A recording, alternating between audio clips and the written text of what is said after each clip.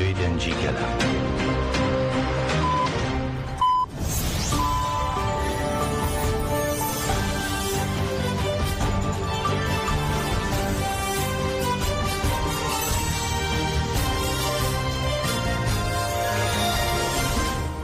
بیسەرانی خۆشەویستی دەنگی گەل جارێکی دیکە گەڕاینەوە بۆلاتان بۆ گەشتی دەنگ و باسەکانی کاتژمێردا بە کاتی ئەوروپا کاتژمێر 11 بە کاتی باشووری کوردستان.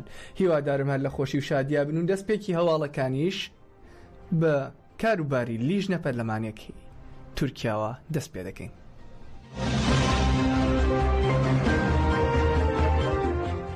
دوێنێ ئەو لیژنە پەرلەمانی لە پەرلەمانی تورکیاوە بۆ چارەسەری و ئاشتی پێکێنرا بوو یەکەم دانیشتنی خۆی ئەنجامدا و دەرئەنجامی دانیشتنەکە 12 خاڵ بوو. لیژنە پەرلەمانیەکە ناوی خۆی وەکو لیژنی پاڵپشتی نیشتیمانی خوشک و برایەتی و دیموکراسی دیاری کرد. بەشی یەکەمی دانیشتنەکە لەلایەن نوعمان کورتولموش سەرۆکی پەرلەمانەوە بەڕێوە برا و لەوێ پێشنیازێکی 12 خاڵی کرا.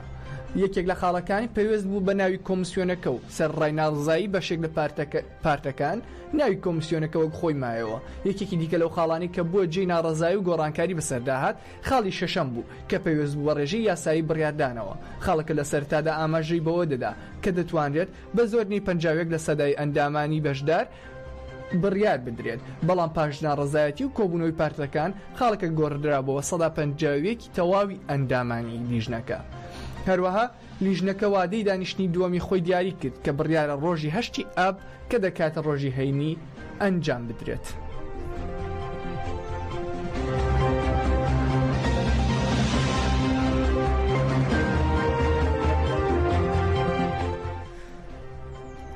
مستەفا قەرەس و ئەندامی کۆنسەی بەڕێوەبەری کۆماجڤاکێن کورد کەجەکە پەیوەست بە لیژنەی پەرلەمانی پێشتوانی نیشتیمانی و خوشک و برایەتی و دیموکراسی بەشداری بەرنامەی تایبەتی کەناڵی مەدیا خەبەر بوو. ڕایگەیاند پێویستە لیژنەکە پێش ئەوەی لەگەڵ هەر کەسێک دانیشتن ئەنجام بدات لەگەڵ ڕێبەر ئاپۆ دانیشتن ئەنجام بدات. مستەفا قەرەس و ئاماژەی بەوەدا کە چارەسەری پرسی کورد لە پەرلەمانی تورکیایە و ڕایگەیاند پێکهێنانی لیژنەیەکی پەرلەمانی واتادار و گرنگە، بەڵام پێویستە بە شێوەیەکی یاسایی پێک بێت. لەباری چارەسەری پرسی کورد و دیموکراتیزەکردنی تورکیاوە دەبوایە ئامانجی لیژنەکە ڕوونتر بووایە. تەنیا لیژنەیەک بۆ چارەسەری کێشەکان تێر ناکات. مستەفا قەرەس و ئاماژەی بە گرنگی چاوپێکەوتنی لیژنەکە لەگەڵ ڕێبەر ئاپۆدا و ڕایگەیاند پێش هەر کارێک پێویستە لیژنەکە لەگەڵ ڕێبەر ئاپۆ کۆ ببنەوە. بەبێ گفتوگۆکردن لەگەڵ ڕێبەر ئاپۆ وەرگرتنی نەرینەکانی لیژنەکە ناوەڕۆکێکی تێر و تەسەلی نابێت. مخاتەبی پرسی کورد ڕێبەر ئاپۆیە. لەبارەی کۆبوونەوە و گفتوگۆکانی لیژنەکەەوە مستەفا قەرەس و ڕایگەیاند ئایا ئەوان ئەیانەوێت لە 2-3 مانگدا پرسەکە ببڕێننەوە؟ کۆمسیۆنەکەوا خۆی نیشان ئەدات کە لەسەر بابەتی چەکدانانی گەریلا بڕیار بدات. بۆ کێشەی 100 ساڵە چەکدانانی گەریلایە؟ لە دامەزراندنی کۆماری تورکیاوە تا ئێستا زیاتر لە 30 سەر هەڵدان هەبوونە. کێشەی دیموکراتیزەبوونی تورکیا هەیە. لیژنەکە تەنیا بە هەڵسەنگان بۆ چەکدانان ناتوانێت ببێتە وەڵامێک بۆ پرۆسەکە. سنووردارکردنی لیژنەکە بەو بابەتە لە ناوبردنی پرۆسەکەیە.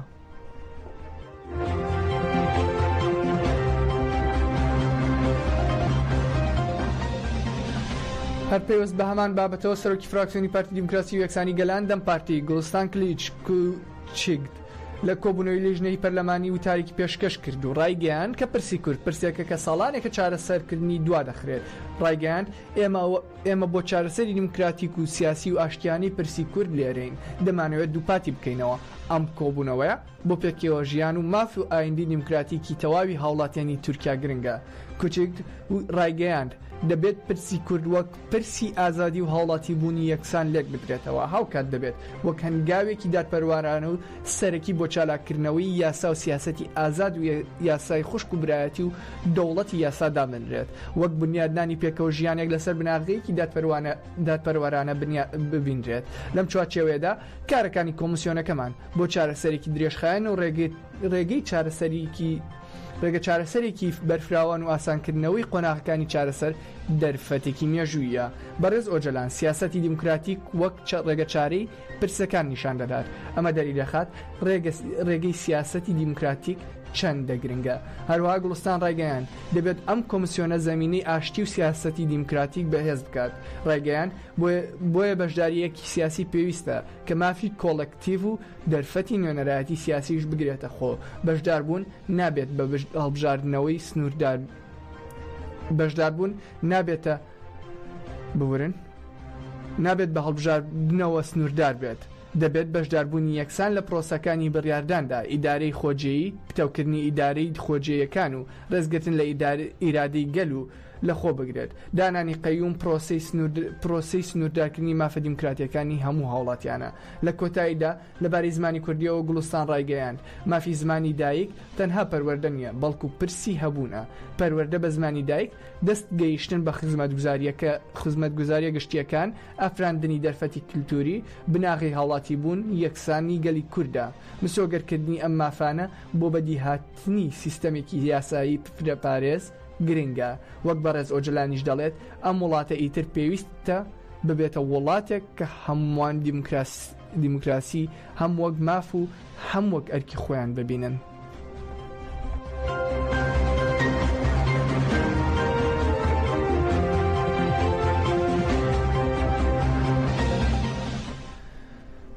باربارا ستێنێر ژنە سیاسەتمەدار و ئەندامی پارتی کۆمونیستی نەمسا KPO بە گرنگیەوە لە هەنگاوەکانی تەفگەری ئازادی کوردی ڕوانی کە بۆ پەرەدان بە پرۆسی ئاشتی کۆمەڵگای دیموکراتیکدا ئەنجام دراون.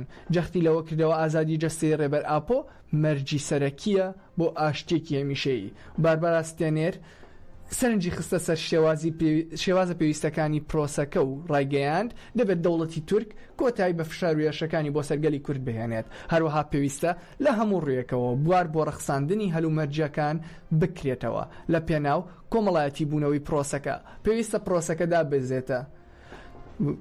پرۆسەکە دابەزێتە نێو هەموو بەشەکانی کۆمەلگا. بۆیە گرنگە ئەم پرۆسەیە تەنها لە ئاستی دامودەستگایەکانی دەسەڵاتدا قەتیز نەبێت. باربارا ستێنێر لە درێژەی گوتەکانیدا ڕایگەیاند لە کاتێکدا ئۆجەلان هێشتا لە ژێر گۆشەگیریدایە ئایا چۆن باسی ئاشتی بکەین.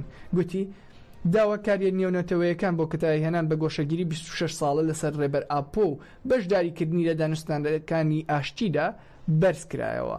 هەروەها باسی لەوەش کرد ئازادی ڕێبەر ئاپۆ نەک هەر بۆ ئەو لە هەمان کاتدا بۆ ئازادی کۆمەڵگەش بۆ نەک هەر بۆ ئەو مەبەستە لە هەمان کاتدا بۆ ئازادی کۆمەڵگەش گرنگە و جەختی لەوەش کردەوە بۆ سەرکەوتنی ئەم پرۆسەیە بەشداری ڕێبەر ئاپۆ مەرجە. ستێنێر لە کۆتای قسەکانیدا ڕایگەیاند ئەم پرۆسەیە تەنها پەیوەندی بەگەلی کورد و تورکەوە نییە، تەنها بە گەلانی بندستی تورکیا و کوردستان سنووردار نییە. ئەم پرۆسەیە پەیوەندی و کاریگەری لەسەر هەموو ئەو خواست و پرۆسە ئاشتی خوازانە هەیە کە لە ڕۆژهەڵاتی ناوین و جیهاندا لە ڕێگەی دیموکراسیەوە دەردەبڕدرێن.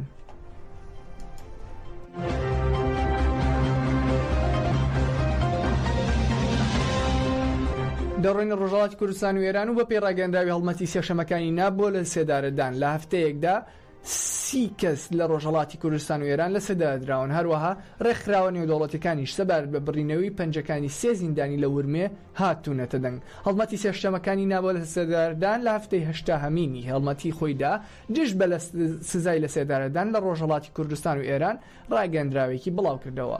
لە ڕاگەندراوەکەدا هاتووە لە ماوەی هەفتەی ڕابردوودا 30 کەس لە ڕۆژهەڵاتی کوردستان و ئێران لە سێداردراون کە دوانیان ژن بوون. هەروەها لە زیندانی ورمەی ڕۆژهەڵاتی کوردستان 4 پەنجەی سێ زیندانی بە شێوەی درندانە و نامرۆڤانە وەک سزا بڕاونەتەوە.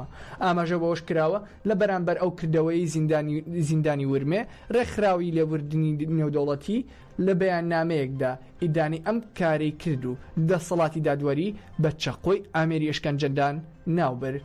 باز لەوەش کراوە هێشتا چارەنووسی 5 زیندانی سیاسی بەناوەکانی لوقمان ئەمینپور، هەمزە سواری، ڕەزا سەلمانزادە، سپێر ئیمام جومعە و مستەفا ڕەمەزانی لە ئەندامانی هەڵمەتی سێشەمەکانی نابۆ لە سێدارەدان لە زیندانی قزڵ حەساری کرمانج نادیارە کە لە ڕۆژی 27 مانگی تەمموزی ئەم ساڵەوە بە شێوەیەکی درندانە کەوتونەتە بەر ئەشکەنجەدانی هێزە ئەمنیەکان و بۆ ژووری تا کەسی گواستراونەتەوە. ئەوەش خراوەتە ڕوو زەردەشت ئەحمەدی زیندانیەکی سیاسی دیکەی زیندانی قزڵ حەسار بۆ ژوورێکی دیکەی ئەمنی گواستراوەتەوە. هەروەها زیندانیەکی دیکەی سیاسی بە ناوی سەعید ماسووری لە ژووری تاککەسی لە دۆخێکی خراپدایە.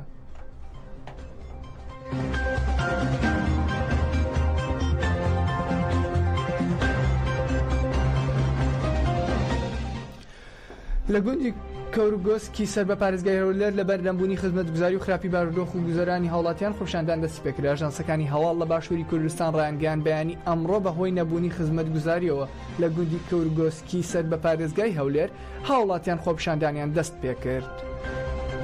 ئەو زانیاریان لەبارەی ئەو هەواڵەوە لە ماوەی داهاتوودا نوێ دەکرێتەوە.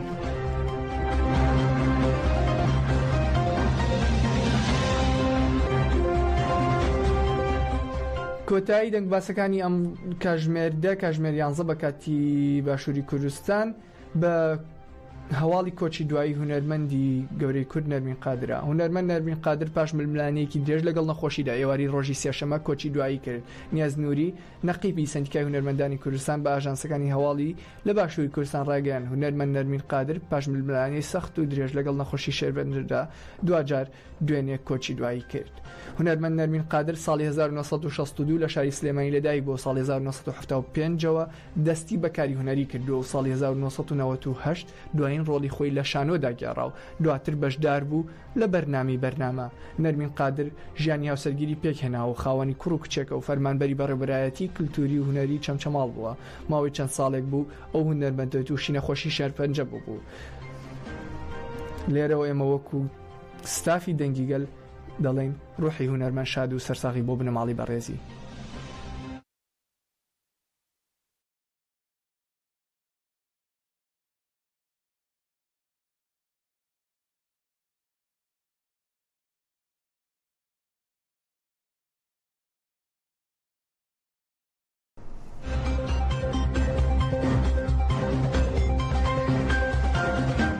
بیسەرانی بەڕێزی دەنگی گەل بەم شێوەیە هاتنە کۆتایی دەنگ و باسەکانی کاتژمێردە بە کاتی ئەوروپا کاتژمێر 11 بە کاتی باشووری کوردستان بمێن بەخێر. کاتژمێر 2 بە کاتی ئەوروپا کاتژمێر 3 بە کاتی باشووری کوردستان ئەگەڕێمە وڵاتان بۆ هەواڵەکانی ئەو کاتە.